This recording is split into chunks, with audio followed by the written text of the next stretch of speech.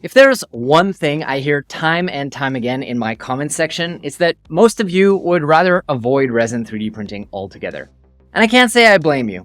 After all, up until now, most of the affordable consumer-grade resin printers on the market have been, well, a headache. And that's being generous. Messy resin spilling everywhere, punctured films, residue damaging the printer, imperfect settings, and print failures. So many print failures. So when HeyGears reached out and told me a bit about their new Resin 3D printer and then offered to sponsor a video so that I could try it out and show it to all of you, I was intrigued, even, dare I say, cautiously optimistic. That's because unlike most of the budget Resin 3D printers that I've tried in the past on this channel, HeyGears, a disruptive new entrant into the 3D printing market, has taken a radically different approach. An approach that has led some prominent voices in the resin world to call them the Bambu Lab of Resin 3D printers. And say what you want about Bambu Lab, but one thing is for certain. Whether it's software, printing directly from a mobile app, or diagnostics that make maintenance really easy, they've dramatically lowered the barrier to entry for FDM 3D printing. So while I'm not a big resin or miniatures guy, not yet anyways, I have to admit that my curiosity got the best of me here. Could this finally be the resin printer that makes it easy and fun to print resin? A printer that I could actually feel comfortable recommending for complete beginners? Will I actually achieve more than a 50% success rate for once? I just had to find out. Unfortunately, due to the situation here in Israel where I live, shipping this thing was going to be incredibly costly and take forever. But fortunately for me, and of course for all of you, Neve over at Influent really went above and beyond, going back and forth with HeyGears, and ultimately she did manage to actually coordinate some time for me to basically take over all the display printers at their booth over the course of 4 days at Formnext. And also, fortunately for me, the folks over at 3D Maker Pro had already offered to fly me out and put me up in a hotel because, wow, hotels and flights are really expensive right now. So with all of that, it was time to board a plane to see what HeyGears has cooked up. Let's get after it. The big question on my mind was this: how is this printer actually different? I mean, unlike resin printers, which can have different hot ends or entirely different motion systems, resin printers are really simple, at least on paper. You have a light source, a screen, and a Z-axis motion system. So how is it that HeyGears is able to make such bold claims like dramatically increased print success rates, improved surface quality, and all of that? Well, as I understand it, when I was studying this printer before playing with it, there are really a few things at play here.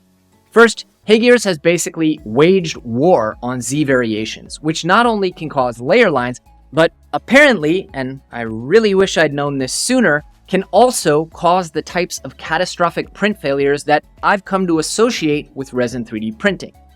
They do this by focusing on quality of things like linear rails and motors, but also by simple stuff like very careful calibration and alignment during assembly. The result is that even in a 50 kilo test, in other words, 50 kilos hanging from the build plate and moving up and down 10,000 times, they're actually able to achieve 96% accuracy within 1 micron and 99.9% accuracy within 2 microns. So to put that into perspective, a typical layer height on a resin printer is either 5 or 10 microns, and that's without 50 kilos weighing it down. So yeah, this printer is accurate AF, and it has wider ramifications than just super accurate dimensions on your printers or no layer lines.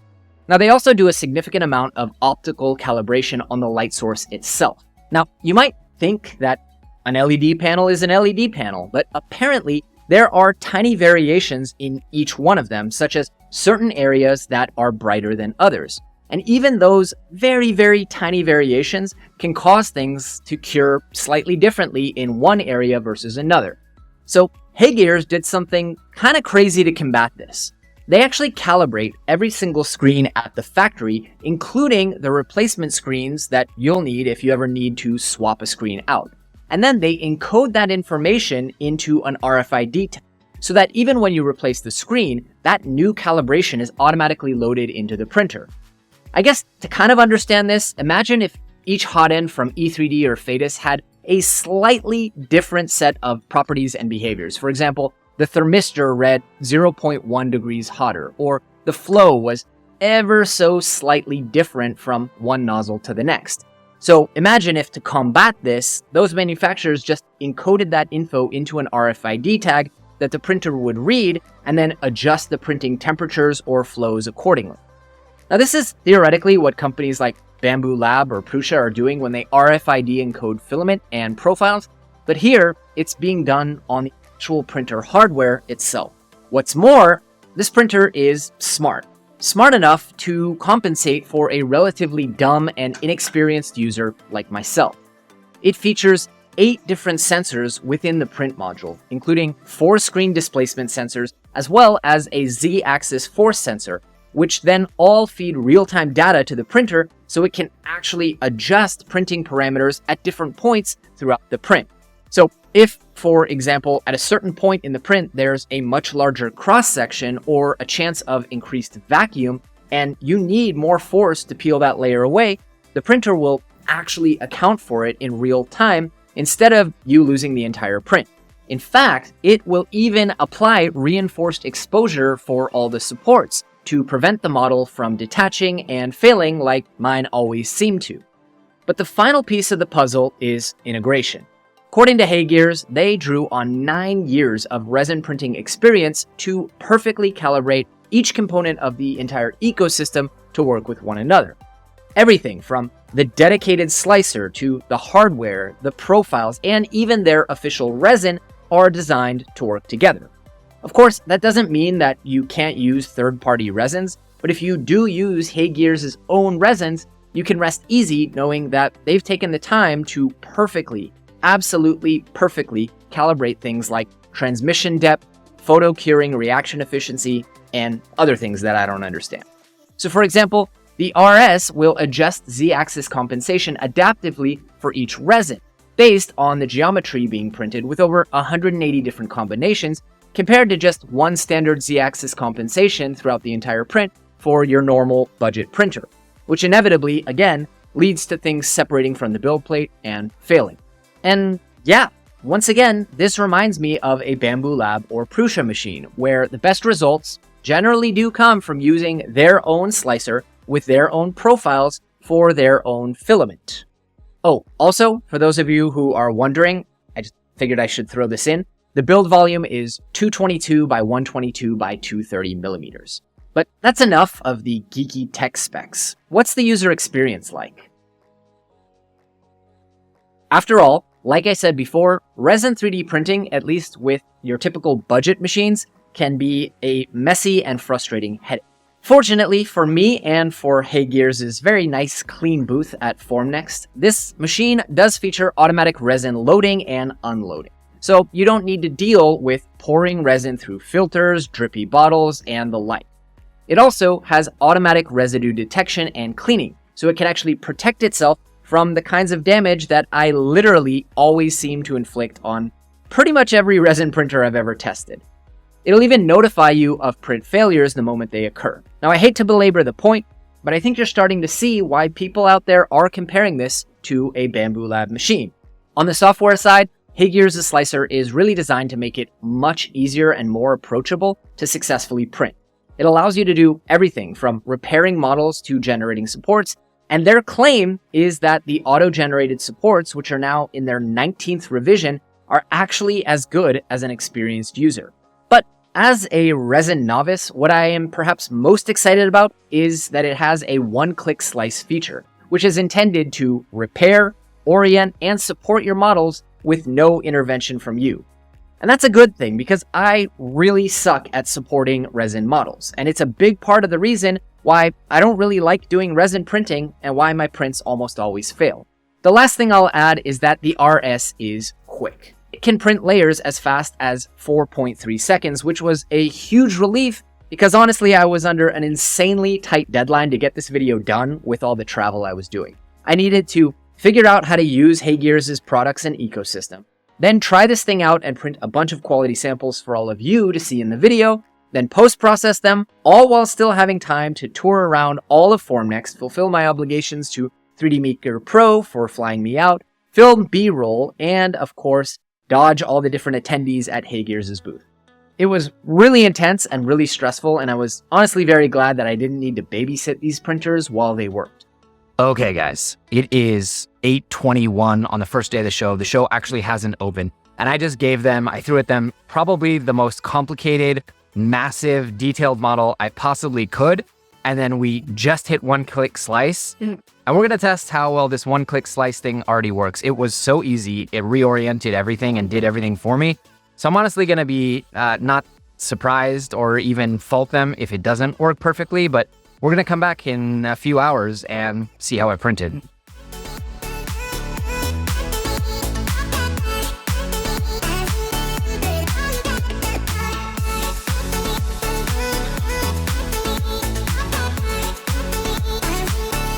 Okay, it's been about 3 hours. I have pretty much all the UltraCraft RSs in the booth working for me.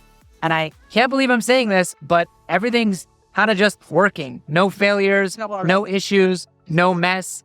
All my prints they're just printing. Imagine that. Several hours later. Okay, Philifam, let's talk. 7 hours ago, I fired off this print where I just scaled everything down and put a bunch of models in the software. And then I hit one-click slice. And I kind of didn't believe that everything was actually going to print. But it looks like everything is actually just printed. I'm a little bit shocked. And now we're going to wait another 15 minutes, get it off the build plate, and wash and cure.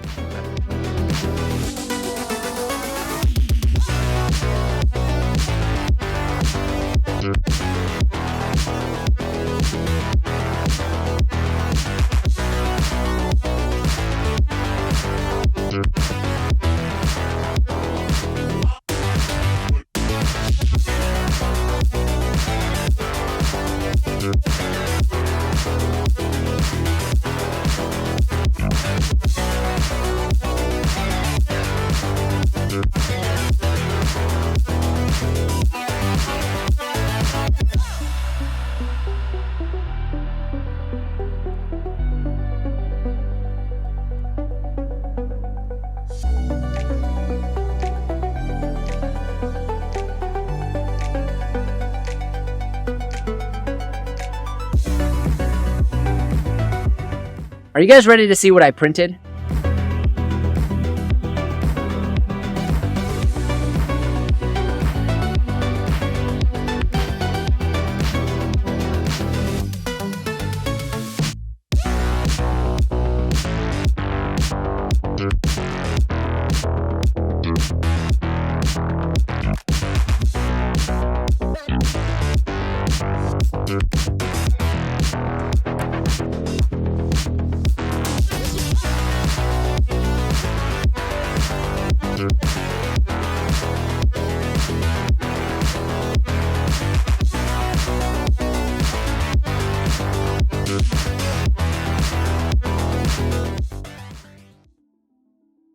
So it is now 5 o'clock and I've pretty much printed all the models that I wanted to print, albeit we had to scale them down. Apparently a shipment of resin didn't come to the show.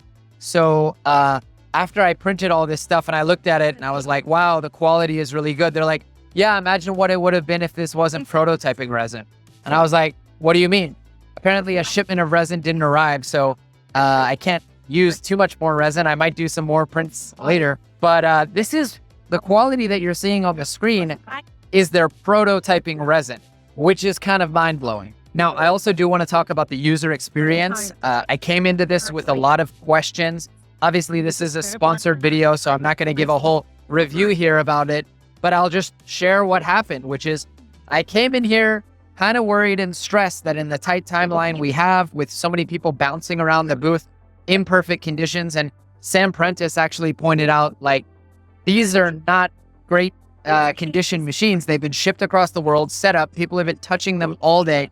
These are not lab conditions. I was a little bit worried that we were going to have failed print after failed print, that the auto orient wasn't going to work, that the one-click slice wasn't going to work. And every challenge I threw at it, whether it's massive, whoops, just dropped one, didn't break, massive models that take up half the volume and weigh like half a kilo, very detailed models, basically everything I've thrown at this printer, it has not only done, but it has done it with one click. I didn't manually intervene at all with any of these models. You can tell that on some of them, I don't have tools here. The tools were with, I think, the resin. So I don't have like a small detail pick to pick out some of the supports. But I totally want one of these. And I don't think I'm ever going to use any of my other resin printers ever again if I get one, because this is the resin printer I've been looking for. I don't want to learn how to orient models. I don't want to learn how to do supports. I don't want to learn about curing times. And even I'll say, I was shocked at how well the supports came off. The supports came off so easily. And the amount of curing on the actual area where the support joins the model came off so well that actually just the motion of the curing station removed the supports on some of the models. Like I pulled it out of the washing station and the supports had just detached by themselves. It really is one click easy and my models look amazing. I'm gonna show some footage of what the prototyping resin is capable of, because that apparently is a whole different level. But I can legit say, sponsored video or not, I'm pretty blown away by what this machine is capable of. And I really, really, really want one. All right, Philifam, let's take a quick second to address the elephant in the room, because I can already hear you guys typing up in the comments. Yes, this is a kind of walled garden ecosystem with its own proprietary slicer, their own line of resins that work with the printers. And I know that a lot of people in consumer 3D printing don't like those kinds of ecosystems. And that may be your choice, and you may not feel like this is an ecosystem for you.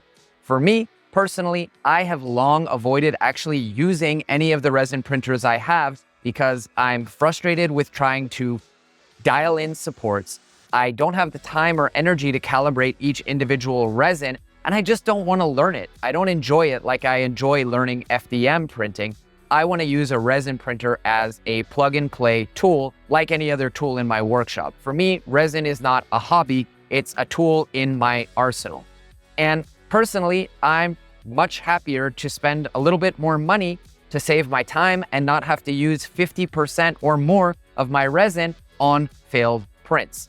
For me, I'm super happy and grateful to see HeyGears bringing that really, really high quality, really reliable resin printing way down in price and make it much more accessible than the Formlabs of the world selling $15,000 machines that I'm probably never going to be able to afford. But I would love to hear in the comments below what you think. Do you think this is a great trade-off of an ecosystem, or would you rather have more flexibility even if it means more headaches? I read pretty much every single comment, so I'll see you down there. So what's it cost? The HeyGears UltraCraft Reflex RS is a premium resin 3D printer, but it doesn't come in at the kind of premium price that you might be expecting. It costs $9.99, or you can pick up the combo with the complimentary wash and cure station for $21.07.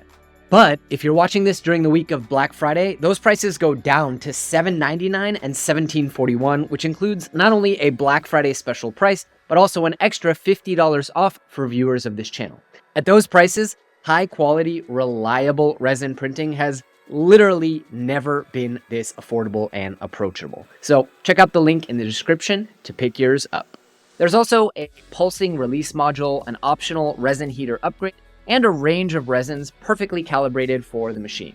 So thanks again to HeyGears for sponsoring this video and giving me the opportunity to check out their entire range of products. I really had fun learning about what the high end of resin looks like. And to check everything HeyGears has to offer, visit the link in the description today. That's all for this week, but I'll see all of you on the next layer.